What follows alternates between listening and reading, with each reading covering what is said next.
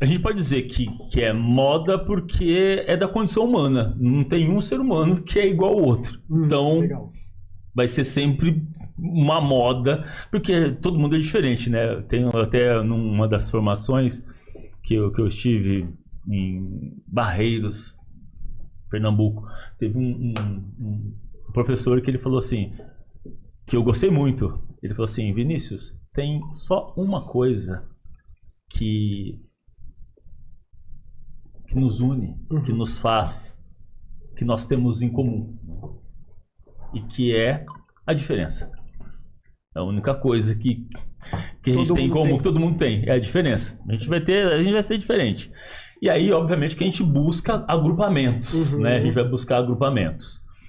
E aí, assim, trazendo para essa provocação que você fez, e eu sempre alerto, porque aí a gente tem os extremos. E aí a gente tem a discussão quando ela fica mais rasa e as pessoas vão puxar para o seu lado e aí vão tentar tirar uma vantagem dessas questões. Eu estou falando aqui do ponto de vista mesmo, olha, a gente precisa equilibrar, a gente tem que entender essa sociedade.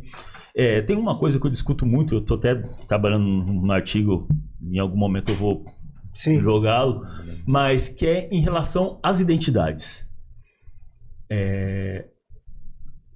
Se você se focar só na sua identidade, você acaba ficando tóxico, porque você vai olhar somente com o olhar que a gente vai chamar de egocentrado. Então, não empático, né? Não empático. E aí eu vou olhar se o meu grupo sofre. E aí eu vou entrar numa discussão que não dá para ter, por exemplo, que é de dor. Ai, não, nós como negros sofremos tal coisa. Ai, nós como judeus sofremos. Ai, nós como asiáticos. Cara, o que é dor?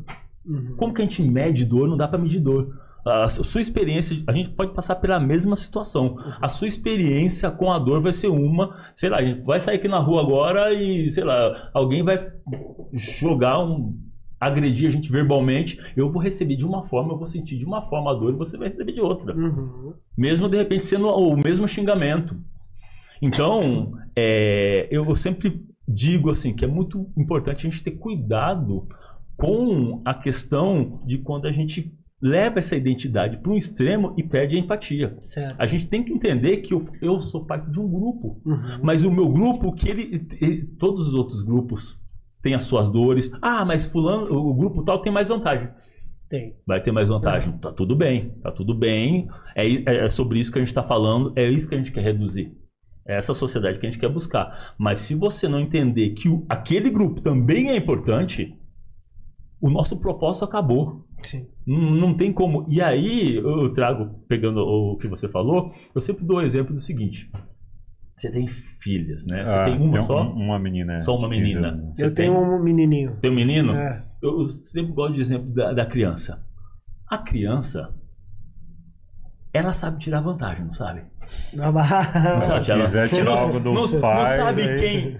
em casa, ele não sabe em casa com quem ele consegue mais uma coisa mais ou outra. maleável, ele né? sabe, ela sabe, não sabe? Ele sabe o charme dele, não sabe o charme dele? O que ele é bonitinho, eu lembro meu filho, como tinha o cabelo tudo assim, ele sabia, ele fazia charme com o cabelo, e ele sabia com que ele conseguia com a mãe, o que ele conseguia comigo. Ele não tem uma consciência plena daquilo. Só que ele está na luta do esforço mínimo, que a humanidade busca o esforço mínimo para tudo. Então ele está naquela, onde eu tiro vantagem? Onde eu consigo aqui? Quando a gente olha para um grupo, socialmente falando, onde você se identificou com aquele grupo, seja lá o que for, deficiente, mulher, e você não tem uma consciência tão ampla assim, você tem um estágio meio que infantilizado daquela ideia de identidade. E você vai querer tirar vantagem daquilo.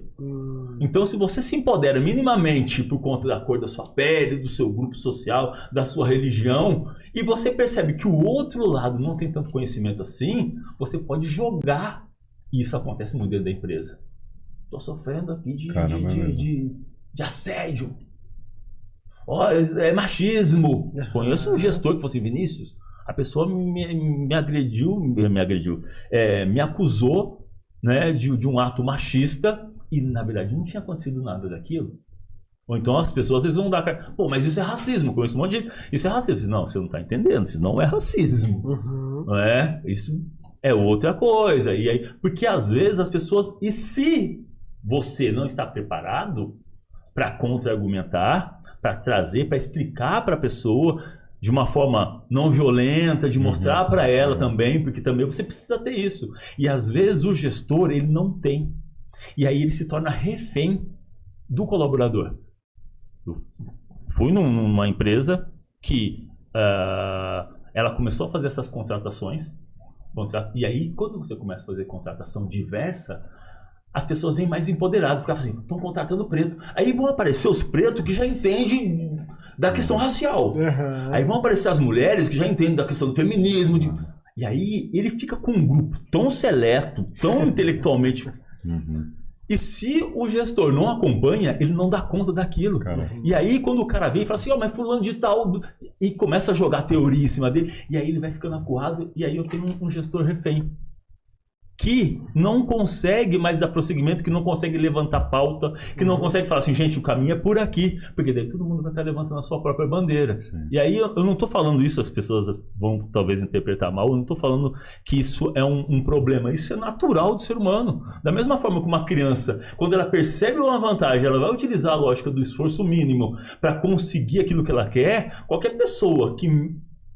tendo uma identidade já conectada com algum tipo de grupo e que não tenha um aprofundamento nessas questões e não entenda que o grupo dela é só mais um, mesmo que seja sofrido demais, mas ele é mais um entre um mar de muitos outros grupos e que talvez só o seu universo, porque o seu universo é o seu, da sua vivência, da sua existência, e talvez você não esteja entendendo que o mundo é uma coisa muito maior e que então a luta do outro lá na frente talvez seja tão importante quanto a sua. E se você talvez apoiar do outro, você ganhe força para talvez você levar a sua pauta e vocês unirem forças, né? Mas como a gente não tem isso, acaba gerando isso. A pessoa usa isso como uma bandeira da moda e dá uma carteirada, vai fazer uma lacração. E se o outro lado não estiver preparado para isso, aí ferrou. Afinal, a história nos deu desvantagens, então agora eu vou trabalhar com todas as vantagens que eu tenho. E, né, aí a gente entra no Paulo Freire, que ele fala assim, o oprimido, em algum momento, ele vai querer ocupar o lugar do opressor.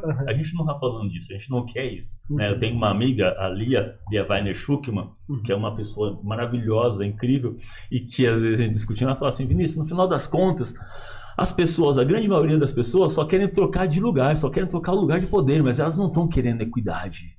Ela não está querendo isso, né? A dor dela é tão grande que, na verdade, ela está buscando só uma revanche.